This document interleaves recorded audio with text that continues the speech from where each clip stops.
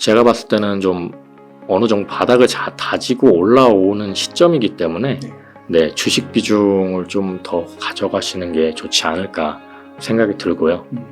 이제 부동산은 아까 이야기한 것처럼 좀 하반기부터는 더 어려워질 거기 때문에 네. 그러면은 2차 전지 네네. 그 투자한다고 했을 때요. 네네. 탑픽이 뭐세요?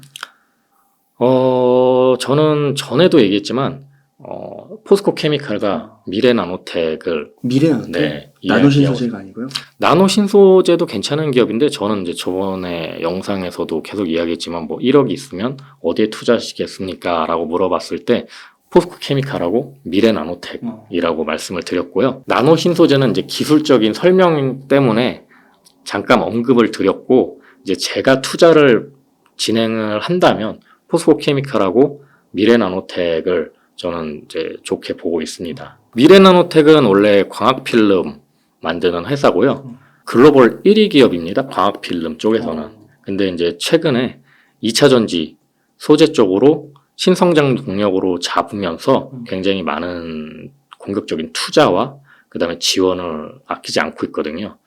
좀 생소한 분야인데 수산화 리튬 분쇄 가공을 하고 있습니다. 그 다음에 거기에 들어가는 이제 첨가제 시장이 또 있고요. 첨가제 시장 같은 경우는 마진율이 굉장히 높아요. 한 뭐 20에서 40% 가까이 한다고 해요. 근데 수산화 리튬 분쇄 가공은 이제 수산화 리튬을 정제하는 게 아니고 갈아주는 거거든요. 그러니까 소재를 미세하게 균일하게 갈아주면 효율이 올라갑니다. 그렇기 때문에 이 과정을 거쳐서 더 좋은 배터리를 만들 수가 있는 거죠. 그래서 지금 수산화 리튬 분쇄 가공업이 굉장히 각광을 받고 있고요. 이게 또 내재화한 기업도 있어요. 네, 에코프로는 에코프로 이노베이션이라고 그 회사를 통해서 수산화 리튬 분쇄 가공을 하고 있고요. 내재화를 안 하고 이렇게 따로 중소기업한테 맡기는 이유는 사이즈마다 또 달라져요. 가는 게. 고객사에서 요청하는 게. 그럼 이거를 달라질 때마다 이 기계를 다 설비를 바꿔줘야 되는데 그것도 굉장히 좀 번거롭고 그러니까 맡겨서 그냥 좀 마진 주고 빨리빨리 생산하는 게 낫다. 왜냐면 여기서 내가 이것까지 가려면 시간이 이렇게 걸리는데 요 시간을 뛰어다가 여기다 맡기면 그 시간이 또 세이브가 되는 거잖아요. 그 다음에 그거 내재화하는 시간에 뭐 양극재 업체는 양극재 개발하는데 더 시간을 투자하면 되고요.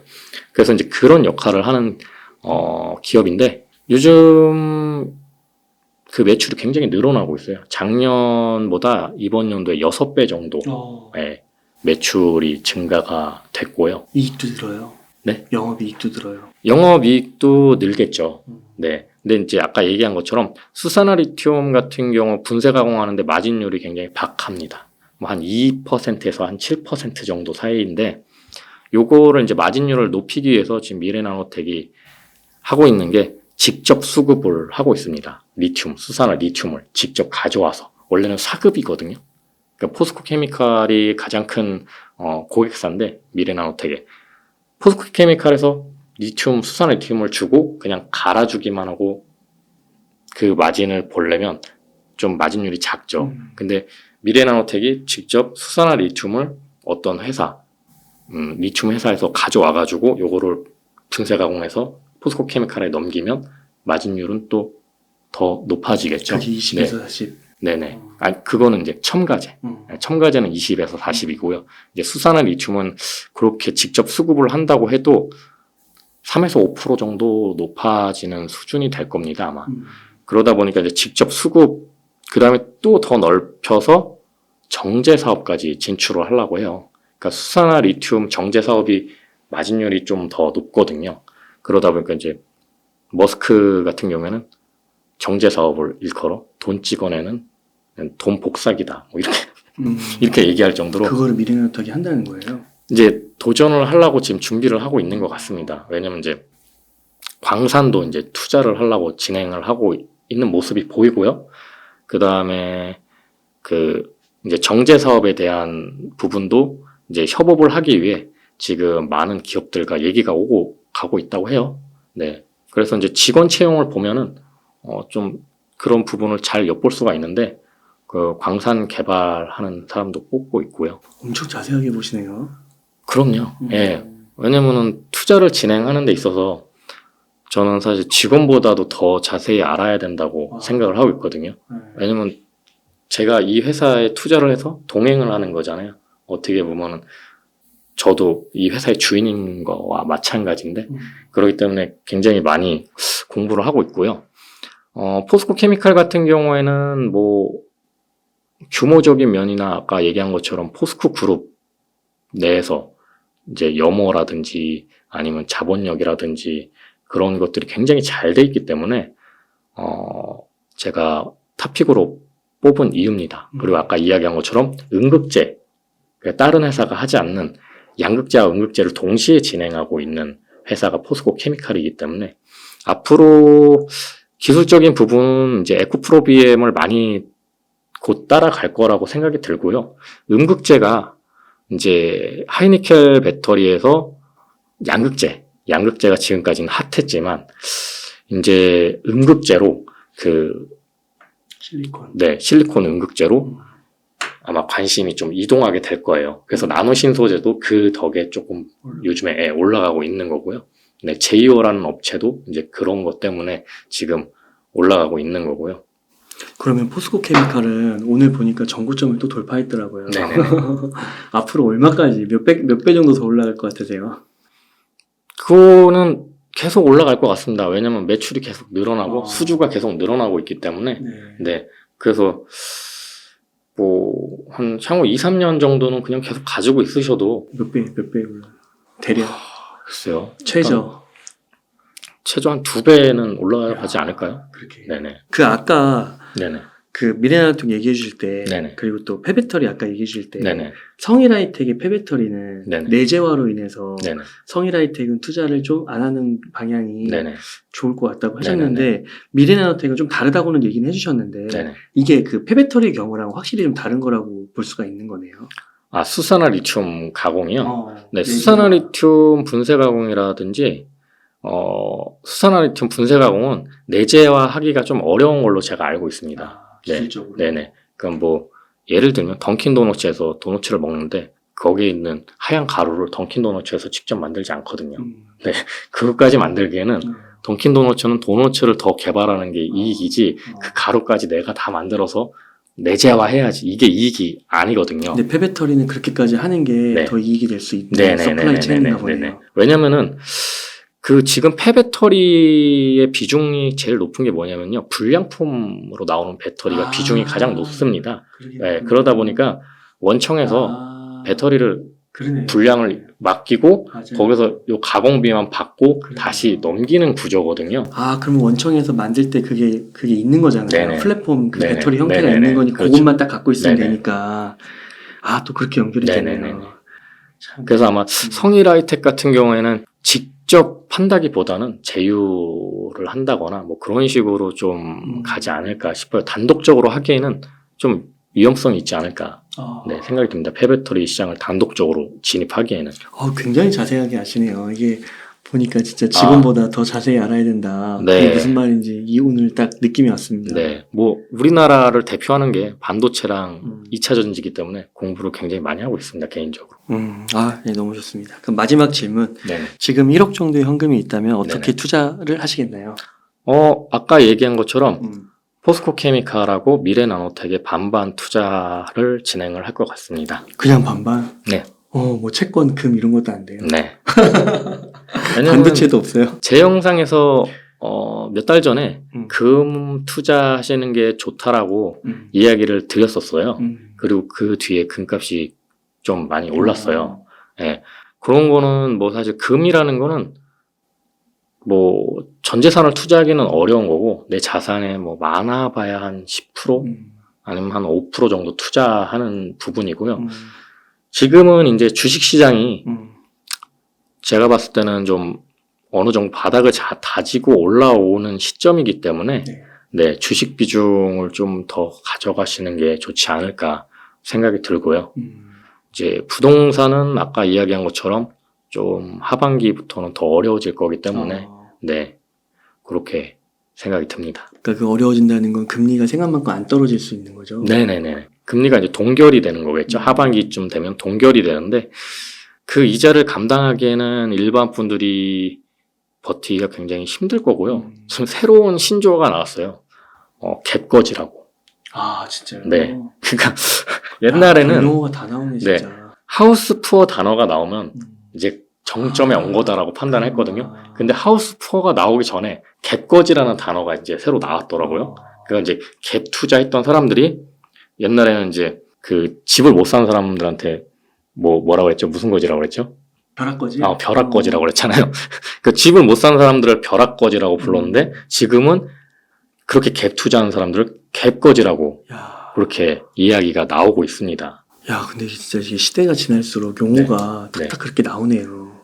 그렇죠. 야, 그러니까 그만큼 지금 갭 투자를 하셨던 분들이 굉장히 힘들다. 많았다라는 거고요. 많고 힘들다. 예, 그 이제 이자를 감당하기 어렵게 되니까. 한계에 왔다. 그렇죠. 뭐 예를 들면은 뭐 1년에 이자 1,200만 원 내셨던 분이 갑자기 뭐 이게 3천만 원으로 늘어난다거나 이러면 2.5배 정도 제가 금리가 이제 이자가 늘어난 걸로 지금 판단을 하고 있거든요. 뭐 또 신용도에 따라서 한 3배까지도 가능하고. 그러니까 이제 이거는 뭐 1년 연봉이 돼버리는 거잖아요. 그러다 보니까 아무래도 이제 갭 투자하신 분들의 물량이 하반기에는 좀 더 많이 나올 거라고 생각이 듭니다. 혹시 그런 분들의 사례를 좀 가까운 데서도 들으세요? 그럼요. 예, 제 지인분들도 지금 갭 투자하신 분들이 물량을 지금 많이 내놓고 있고요. 뭐 예를 들면은 뭐 아파트를 3억에 내가 샀는데 이제 화랑기에는 그 6억까지 갔잖아요. 2배 정도 갔는데 6억까지 갔는데 그 6억에 파신 분들은 상당히 소수죠. 네, 한두 채 팔아서 거기까지. 저도 별로 안 찍혀 있어요. 네, 한두 채 팔려서 거기까지 올라간 거니까. 그럼 이제 6억 찍혔는데 이제 내가 이거 팔아야겠다 해서 5억에 내놨는데 안 나가죠. 그게 이제 4억이 되고. 뭐 그러다 보니까 이제 4억에서 멈춰서 이자는 계속 내야 되고 이러다 보니까 이제 그거를 이제 그러면 내가 옛날에는 뭐 3억에서 6억 됐으니까 나 3억 번 거야? 이런 느낌에 뭐 차도 바꾸고 그랬는데 실질적으로 제 지인들 차 많이 바꿨어요. 차도 바꾸고 그랬는데 이제는 이게 몇 천만 원만 남아도 다 빨리 빠져나가겠다. 뭐 이렇게 생각을 많이 하시고요. 또 만약에 뭐 연봉이 오른다거나 뭐 내가 벌이가 괜찮다라고 그렇게 판단하시는 분들은 또 버틸라고 생각을 하시더라고요. 그냥 버티면 또 좋은 날 오겠지 하고 그렇게 또 전략을 가져가시는 분들도 있고요. 그러니까요. 그 강남은 뭐 한 20% 언저리인데 다른 네네. 지역은 뭐 40, 50% 빠진 데도 있잖아요. 그렇죠. 지방 도시는 많이 빠졌죠. 예. 그런 거는 이제 뭐 더 빠질 때도 없고 지금 팔면 너무 늦잖아요. 네네. 지금 손절은. 그렇죠. 버텨야죠. 그래서 보통 주식이 활성화되면서 주식에서 번 돈을 부동산으로 투자를 많이 하시거든요. 네. 그래서 지금 이제 부동산은 오히려 반대로 이제 아직 매를 덜 맞은 상황이죠. 코인하고 주식시장은 이미 반타작이 난 상황에서 이제 막 바닥 다지기가 된 거고 부동산은 아직 반타작이 안 됐잖아요. 그러다 보니까 아직은 향후 계속 어려움이 가중될 거다. 대신에 이제 주식은 어느 정도 맞았기 때문에 코인도 그렇고 점점 이제 상승을 하다가 좋은 날이 왔을 때 이제 여기서 돈 버신 분들이 다시 또 부동산을 또 생각을 하시겠죠. 싸게 살 수 있는 네네. 기회가 오는 거군요. 그러니까 경기를 봤을 때 좀 선행하는 게 주식이고 네네. 선행하는 게 그렇죠. 부동산이고. 주식은 많은 분들이 아시다시피 6개월 선행한다고 이야기가 있잖아요. 지난 연도부터 얼마나 주구장창 맞았어요. 네. 계속 맞았죠, 뭐 그렇죠. 주식은. 네. 그래서 주변 지인분들 계좌 보면은 뭐 대개가 마이너스 50%입니다. 네. 그렇군요. 그래서 이제 정말 어떻게 보면은 제가 볼 땐 좀 과감한 것 같은데 그냥 네. 2차 전지에 그냥 50대 50으로 포스코케미칼 미래나노토 그냥 넣어버린다. 그리고 항상 제가 말미에 말씀드린 것처럼 적립식 투자로 한 가져가셔라. 방에 한 방에 탁 사시지 마시고 뭐 내가 25일 날 월급이 들어오면 그 날에 맞춰서 그냥 꾸준하게 매수를 계속 진행을 하시면 좋은 전략이 되지 않을까 싶고요. 그러면 네오님 끝으로 시청자님들께 하고 싶으신 말씀, 강조하고 싶으신 말씀 일단 부탁드릴게요. 네. 지금 이제 금리 인상이 어느 정도 이제 막바지에 온 걸로 판단이 되고 있습니다. 그동안에 굉장히 많이 힘들었죠, 여러분.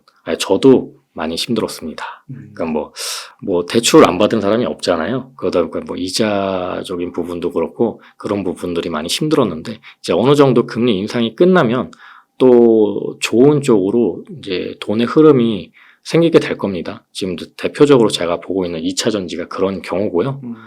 그리고 반도체도 상당히 안 좋았지만 이제부터는 어느 정도의 리스크가 다 반영이 됐기 때문에 이제 지금은 거의 바닥이라고 보여집니다. 우리나라 사람들이 가장 많이 투자했다는 삼성전자. 네.